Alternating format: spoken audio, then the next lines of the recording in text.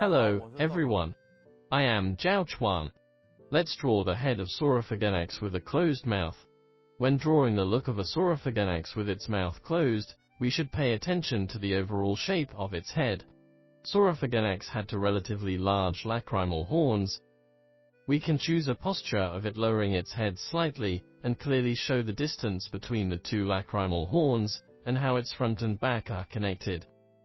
In addition, when the dinosaur closed its mouth, its upper teeth would insert into the inside of the lower lip, and hold it up. Now, let's draw the head of Saurophaganax, with its mouth closed. We start from the top of its head,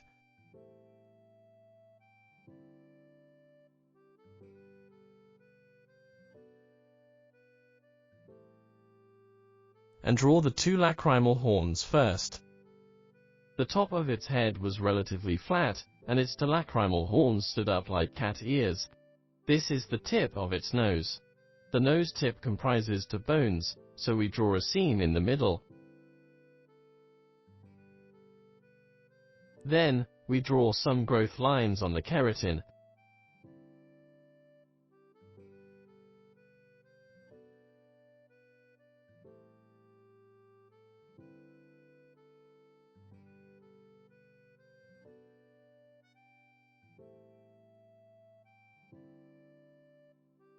Next, draw a slight shadow on the root of the keratin on the other side.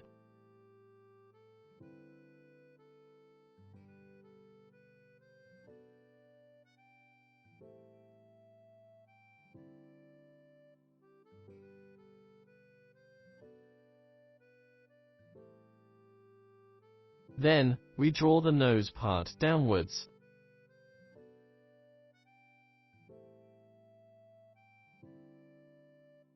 Here, let's draw the range of the nostril on the skeleton,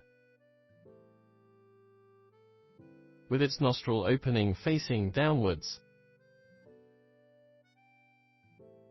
Also, draw a little shadow on the keratin on this side.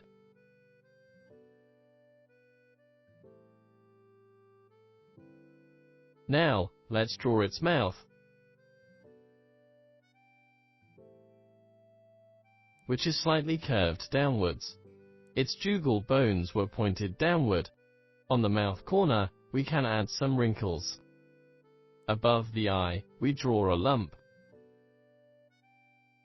Then, draw its small eye with many circular folds on its periphery.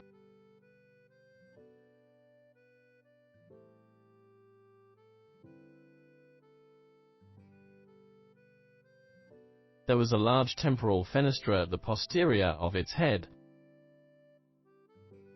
Here, we draw its ear.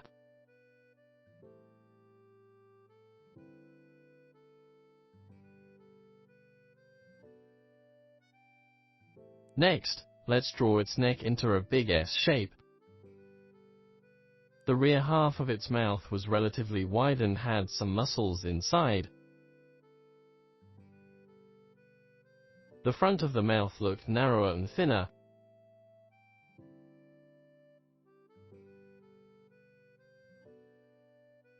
Let's slightly show its antorbital fenestra. Then, we use thinner lines to draw some larger scales on the lip. These scales should appear in neat rows, so we first draw rows of tiny dots, and use rows of dotted lines to represent them. The upper scales can be drawn slightly longer and larger.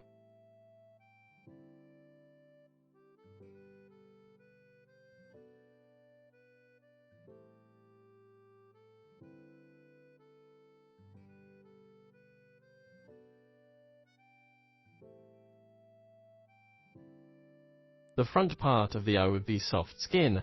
We can slightly draw some folds.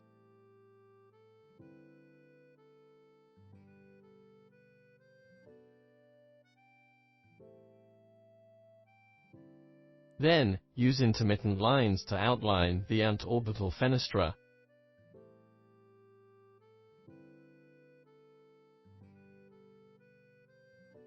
When it closed its mouth, the teeth were inserted into the lower lip, so this part would bulge. Let's show the bulging position. Draw some shadow under the lower jaw.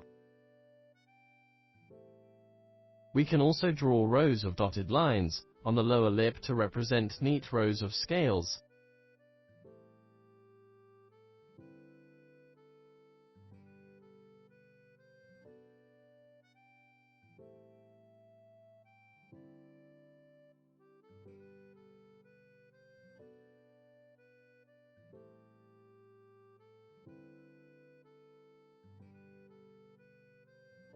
Then, draw some large scales on top of the head.